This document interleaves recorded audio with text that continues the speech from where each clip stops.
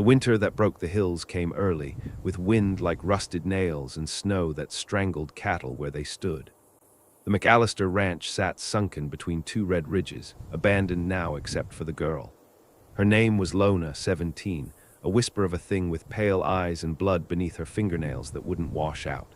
They tried to kill her, her uncles or maybe cousins.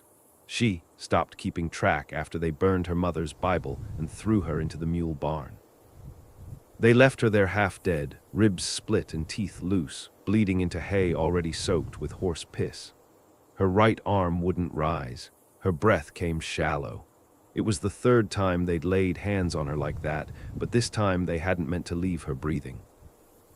The men rode off south, chasing the last of the stolen steers toward Fort Wallace, thinking the blizzard would finish her if their boots hadn't. Lona stayed on the ground until the second night, when hunger outran pain. She crawled out beneath the mule's corpse and drank melted snow off the trough lip. Her lips cracked until they bled. She chewed leather reins when there was nothing else. By the sixth day she stood, not straight, not strong, but she stood. The cabin was gutted, doors broken, stove cold, mirror smashed to reflect nothing. She made her bed in the root cellar, wrapped in the buffalo hide her mother died beneath. She didn't cry anymore. Crying wasted warmth. The ranch was dead land, worked thin and spoiled by the McAllister boys' greed. No chickens, no dogs, only hoofprints and ghost breath in the frost. Still, Lona stayed. Where else would she go? She had no name but McAllister, and even that was spit-stained. Her mother's family was far off or long gone, and the law had no time for half-starved girls with fractured bones and no dowry. Come spring, her hair grew long again. She cut it with a skinning knife. She caught a hare, then two. Learned to load the rusted colt her mother hid in the chimney. The land didn't forgive, but it watched, and Lona watched back. By the time she saw the cowboy ride through, thin, limping, on a horse more ribs than flesh, she'd already killed 3 men. Quietly, efficiently. One with a brick, one with her mother's colt, and the third with a shovel and a ditch he'd helped dig. She didn't know his name, just that he was bleeding and lost. He wore a threadbare blue coat, not military, but old enough to remember war. One arm hung limp. He slumped forward, barely conscious, hat low over a hollow face. His horse stopped at the gate and didn't move again. Neither did he. Lona waited until dark, then approached with the colt drawn. The cowboy didn't stir. Only when she pressed the barrel to his cheek did he blink. "You here to finish it?" she asked. "No, ma'am," he rasped. "Just dying, but thank you kindly for asking." She studied him a long while. He was young still, maybe 30, maybe less if the world had been cruel to him too. He didn't flinch when she lowered the gun.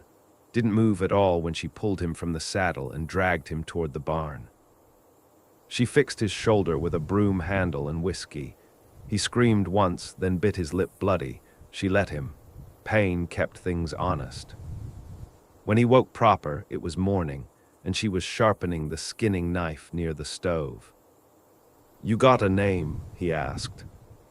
"No." He nodded like that made sense. "I'm Jude."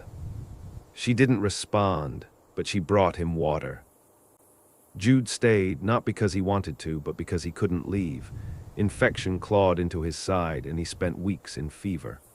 Lona fed him scraps, brought snowmelt in a tin basin, and patched his coat when the seams split. She never smiled, she never laughed, but she never let him die. On the 24th day, he stood. "You'll need to work if you're staying," she told him. "I ain't staying." She didn't argue, but she handed him the axe. Together they split wood until their hands bled. They didn't speak much. Words cost energy, and they'd both learned long ago not to waste what little the world gave. That spring the hills bloomed in brief defiance of death. Wildflowers pushed up through ash and bones. Coyotes returned, so did trouble. The McAllister boys came back drunk and poorer than they left, sniffing out their old land like wolves that forgot they'd been chased off. Lona saw their tracks first, then the fire they'd left at the tree line, fresh, mocking, as if to say, "We know you're breathing, girl." She didn't run, she loaded the Colt. Jude sharpened the axe. They came at night, 3 men. One Lona recognized by the scar she'd given him across the jaw. The others were mean-eyed and silent, not family but friends of those who tried to kill her. Jude met them at the fence. "This ain't your place no more," he said. The man with the scar spat, "Ain't yours either." Lona stepped into view, rifle in hand. "Leave," she said. They laughed. They stopped laughing when the first shot took one's kneecap. Jude moved fast, faster than she expected. The axe found its mark clean through the collarbone. Blood soaked the grass. Only scar remained. He stared at Lona, then at Jude. "You gonna let her shoot me?" he asked. "I ain't letting her do nothing," Jude said. "She's her own reckoning." Scar turned to run. She didn't stop him. Not that night. When summer came, they slept in the same room but not the same bed. Trust didn't grow fast in such soil. But each night, Lona watched his breath steady as he lay by the stove, and each morning, Jude rose with the sun to tend the fences. Neither said the word home. Not yet. But Lona knew something had shifted. Not because he stayed, but because he hadn't asked her to leave.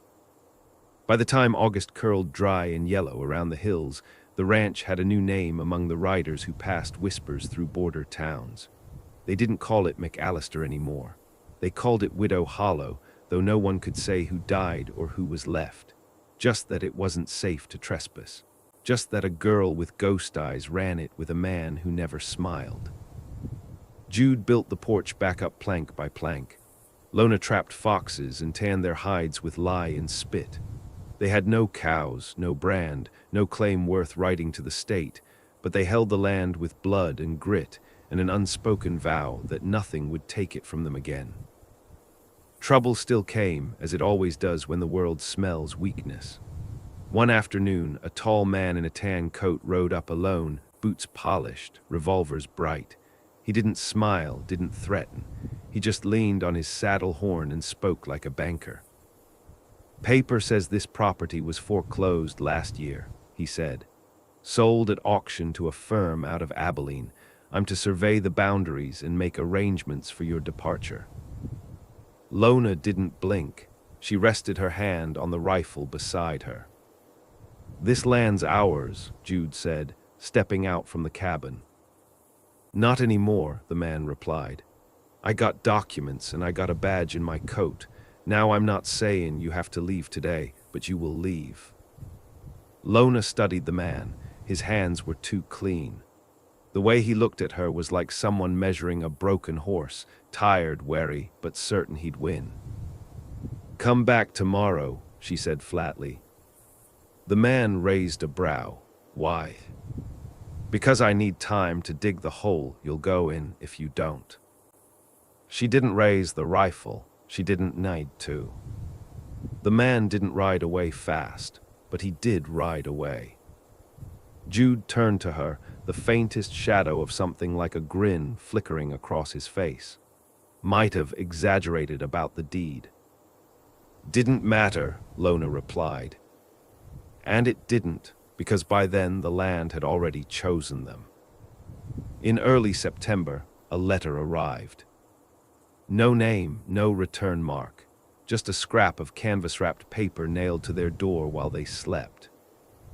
"You missed one, he's in Sweetwater, still wears his daddy's ring." Lona read it once, then again. Her hands didn't shake, her jaw set like stone. Jude watched from the fire. "Friend of yours?" "No. You know who they mean." She nodded once. He didn't ask more. He just stood and started saddling the horses. "You don't have to come," she said. He didn't answer, but when they rode out the next morning, he was beside her. Sweetwater sat 2 days southeast, a mining town strangled by dust and whiskey. They reached it by nightfall on the second day, faces covered in bandanas, dust thick in their teeth. Jude found a room above a livery, and Lona sat with her back to the door, eyes on every man who passed below their window. The one they were looking for wasn't hard to find. Elias McAllister had a voice like a sermon and a temper like firewood. He ran a saloon with a poker table rigged by mirrors and a girl with bruises on her throat who never met anyone's gaze. He wore a silver ring with a blue stone on his trigger hand, the same ring Lona's grandfather once wore before the boys carved him up for the land. She watched him for 3 nights, saw how he drank, how he flirted, how he backhanded a stable boy for speaking too loud. The rage hadn't aged, it had fermented. Jude offered to do it. She said no. "I don't need a killer," she told him. "I need a witness." On the 4th night, she walked in alone. The saloon quieted, not because they knew her, just because they could tell something wasn't right. She moved like a ghost that still carried weight. Elias didn't recognize her, not at first. Not until she took the seat across from him and placed her mother's Colt on the table. "You left me under a mule," she said. "You remember that."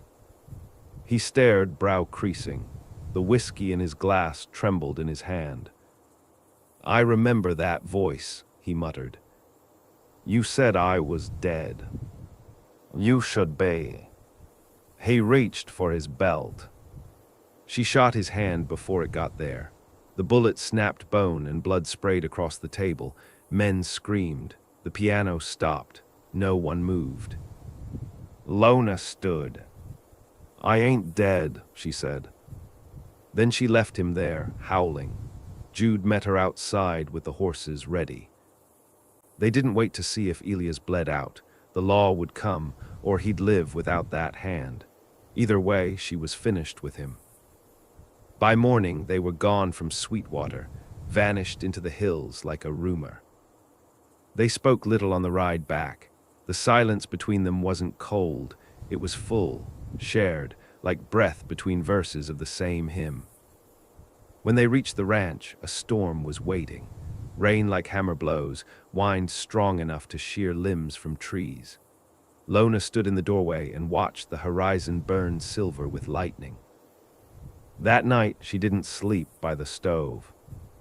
She lay beside Jude, skin cold as creek water, eyes wide and dry. "I don't love you," she said.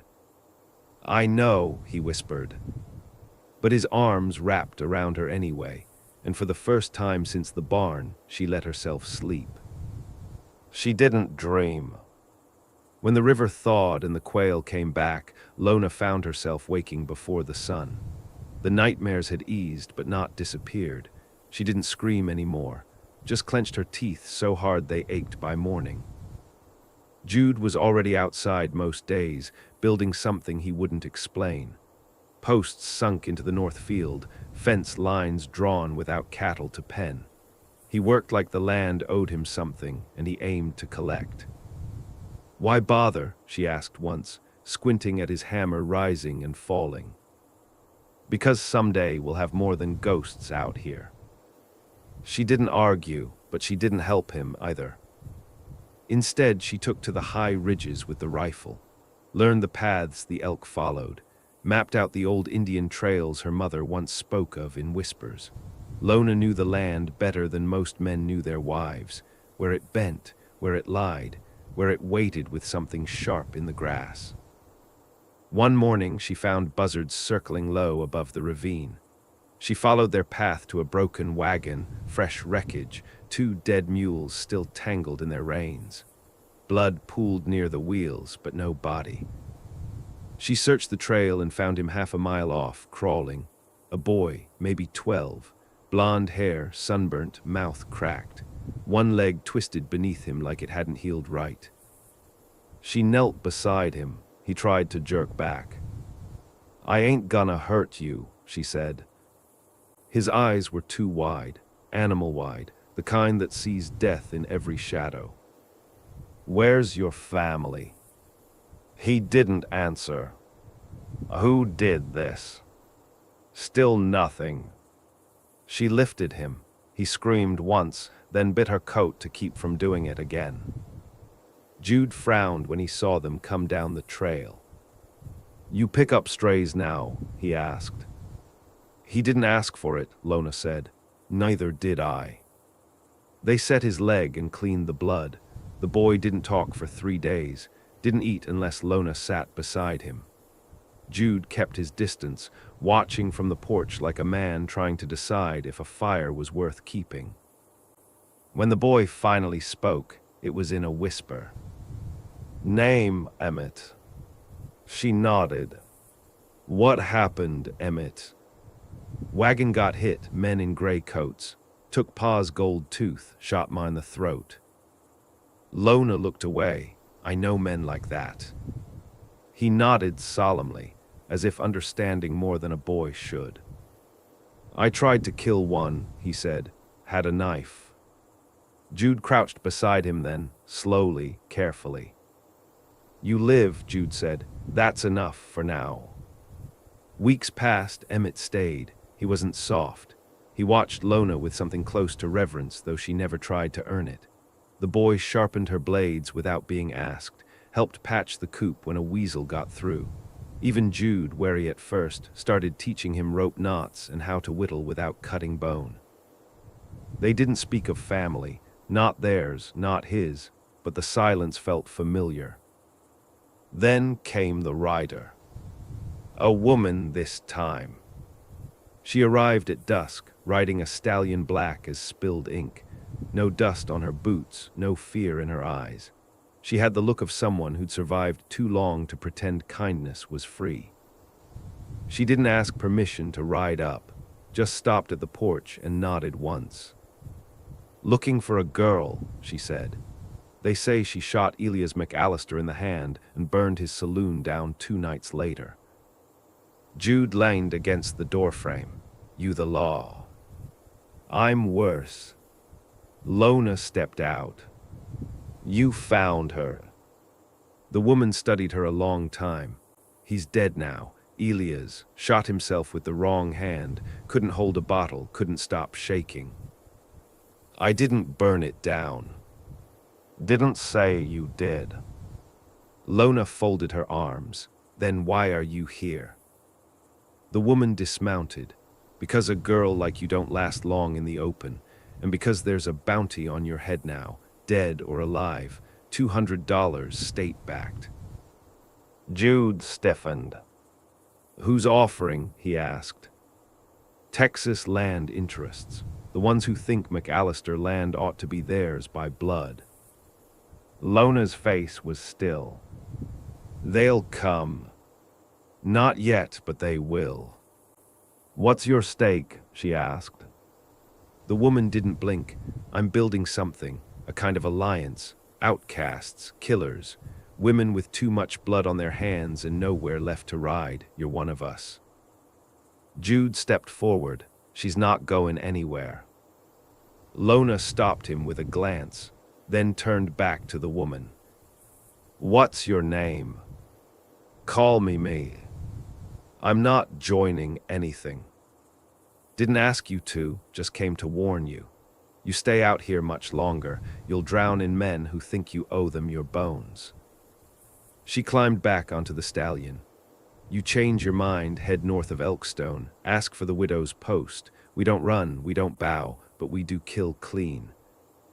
Then she rode off. Jude watched until the dust disappeared. "She's trouble." "They all are," Lona said.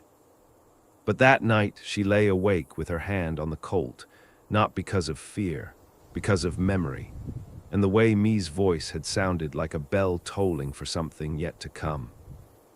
Winter came late that year. When it arrived, it came black and sharp and unrelenting. Coyotes howled from ridgelines. Emmett set traps. Lona taught him how to skin without slicing the pelt. Jude buried his last good boot when it froze through. They made it work. They always made it work. But every now and then, Lona would catch sight of a shadow on the hilltop, a rider who didn't come close, a glint of glass. a scrape of boot on stone. The men hadn't forgotten her, and the land was watching, waiting. In spring, blood soaked the snow behind the smokehouse. They found the dog first, throat torn open, belly split. Then Emmett's tracks, too small and too fast, racing down the gulch and back. He'd returned breathless, white-lipped, whispering, "There's men out there, 4, maybe more, watching from the trees." Jude locked the door. Lona laid the rifle across the table. No one spoke. It wasn't the first time death had waited in the trees, but it was the first time they weren't sure if it would wait much longer. That night they didn't light a fire, didn't cook, just sat with weapons close, backs to the wall, watching the dark twitch at the edges of the windows.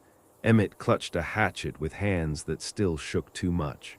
Lona didn't tell him to sleep. At dawn, a voice called out. "Lona McAllister," it rang hoarse and slow. "We've come to settle things, fair and square." She stepped onto the porch. Cold air pressed against her skin.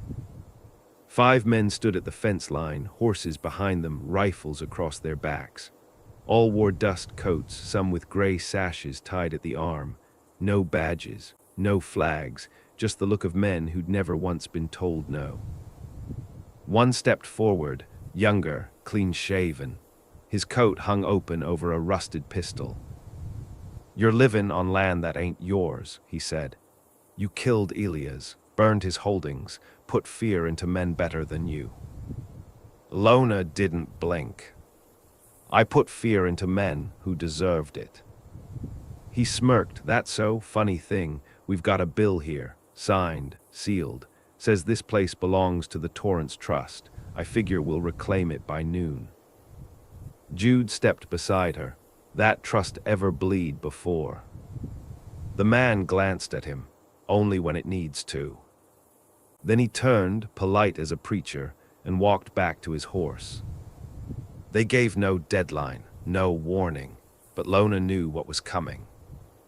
They buried the traps that night, shards of glass inside biscuit tins, tripwires strung low through the trees, stakes buried where hooves would break. Jude lined the house's walls with powder flasks and kerosene tins. Emmett sat in the attic with a hunting scope and a long-barreled .22. His hands were steadier now. Lona moved like water, silent, cold, exacting. She stripped the rifle, cleaned each part, whispered to herself in a language only her mother knew. "This land chose me," she murmured once. "It'll bury them." Jude heard her. He didn't correct her. At dawn, the shooting started. They came fast, reckless, 1 man shouting, 2 riding the fence low with torches in hand. Lona's first shot dropped the rider before the torch could catch. His body rolled under the hooves of the second horse. Jude shot from the barn loft. He'd carved the firing slit himself, months ago, just in case. The shot punched clean through the belly of the lead gunman, and he folded without sound. The others scattered, but not far. Gunfire raked the porch, wood splintered, a window shattered. Emmett fired twice from above and hit something. Someone screamed, then silence. Smoke began to rise from the dry grass beyond the coop. Lona grabbed the kerosene and ran toward the wind.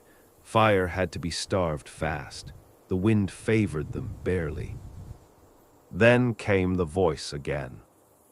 "You could have sold this place, girl. Could have walked. You chose blood." She didn't answer.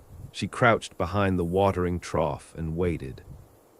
2 boots came into view. Slow, careful, rifle aimed low. She stood and shot twice. The man dropped, throat torn open, blood steaming on the grass. Behind her, the barn lit up, fire catching the roof. Jude cursed. Lona ran to him, found him limping toward the blaze with a wet blanket across his back. Together they beat it down until the flame died, choking on its own heat. But the cost was time, and when the last man came, he came from behind. He'd circled wide, silent as guilt. Emmett saw him first, but the .22 jammed.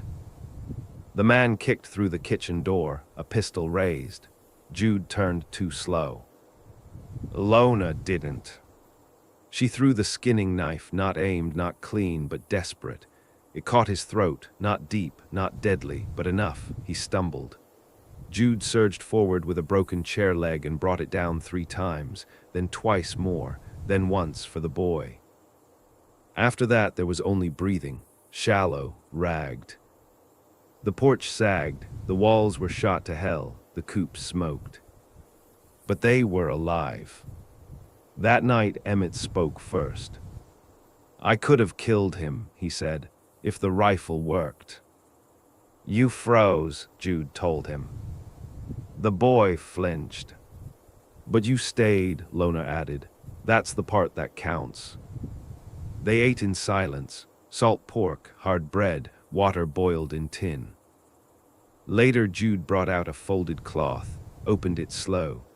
Inside was a small, tarnished pin, a cavalry crest, worn, old. "I used to wear it," he said, "before the war went sour." He held it out to Emmett. "You want it." The boy took it with both hands, reverent. Lona watched them, then turned her gaze to the hills. They won something, maybe not peace, but space, time, a foothold. She didn't trust it, not yet. But for the first time since the barn, she walked outside without a gun in her hand. The moon was out, cold, full, watching. She stared up at it and breathed. Come summer, the ground baked hard enough to crack hooves and split fence posts. Buzzards wheeled over the hills in slow circles, and even the creek ran shallow, trickling like something dying. No one came for a while, no riders, no letters, the kind of silence that felt unnatural. Lona didn't trust it. Jude took to building again. Not fences this time. He began shaping something from the blackened barnwood, working with saw and chisel while the sun punished everything else. A table, maybe, or a coffin, she didn't ask. Emmett grew leaner, harder. He no longer flinched at gunshots. He no longer looked behind him when walking across open ground. But he still had that soft place inside. Lona saw it when he fed the lame hen or stitched up a fawn they found bleeding in the gulch. A tenderness he hadn't yet burned out. She wondered how long it would last. One morning, Lona woke to find Jude standing at the edge of the field, staring east. Riders. 3 of them. Not like before, no dust coats, no rifles out, just slow-moving figures with slack reins leading a mule cart behind them. Me was among them. She dismounted first, said nothing at first, just met Lona's gaze like 2 knives catching the same glint of sun. "We've been hunting," Me said. 2 towns burned since spring, 1 sheriff hanged. Another disappeared, all by men under Torrance's coin. They've moved south. Your name, still being passed like a warning, but it's colder now, quieter, they've shifted focus. Lona stepped off the porch. "Why are you here?" "Because we need a place." Lona narrowed her eyes. "You said you had 1, widow's post." Me looked out over the ranch. It burned 3 weeks back, not a body left standing. Jude stood silent beside her. "They'll come here," he said, not a question. Me nodded. "We can hold," Lona said. "Maybe," Me answered, "but we don't want to hold, we want to end it." She stepped forward and unhooked the mule cart's cover. Inside, beneath a canvas sheet, lay 3 long crates.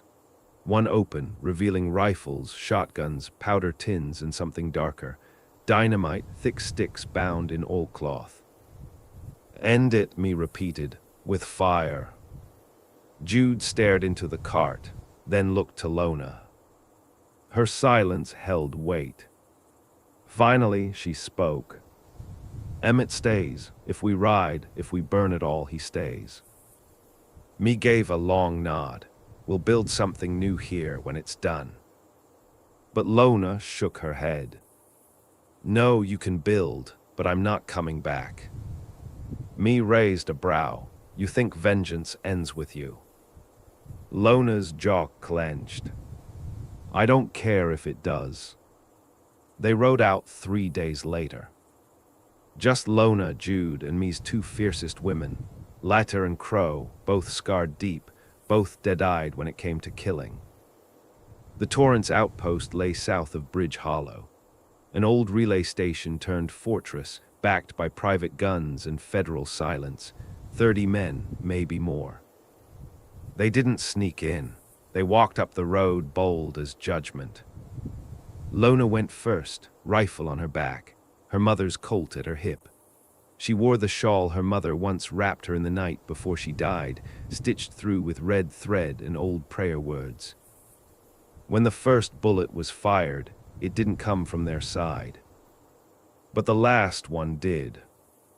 The fire burned 3 days.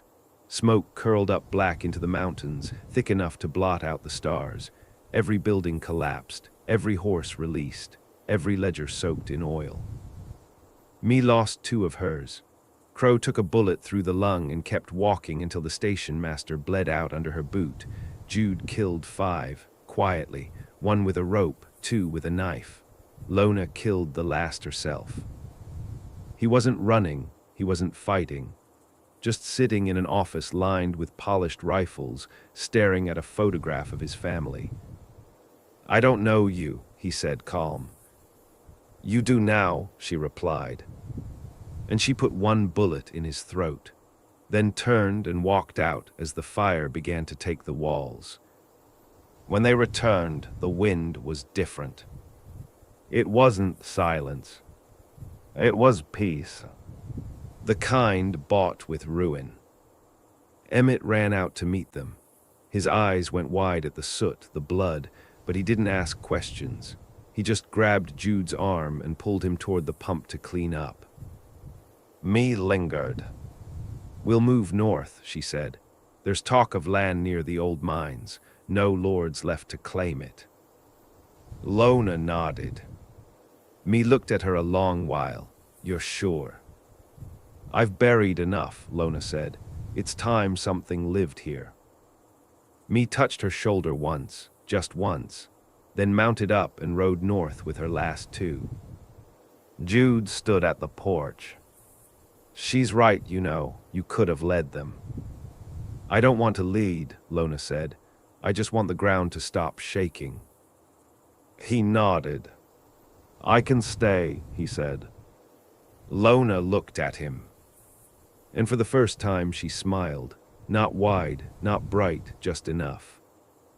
You already did. Years later, they'd call it the Quiet Hollow. Not Widow Hollow, not McAllister Ranch. Just quiet. A place where storms once died. Where a girl rose from blood and silence, not to rule, not to preach, but to plant something that wouldn't burn.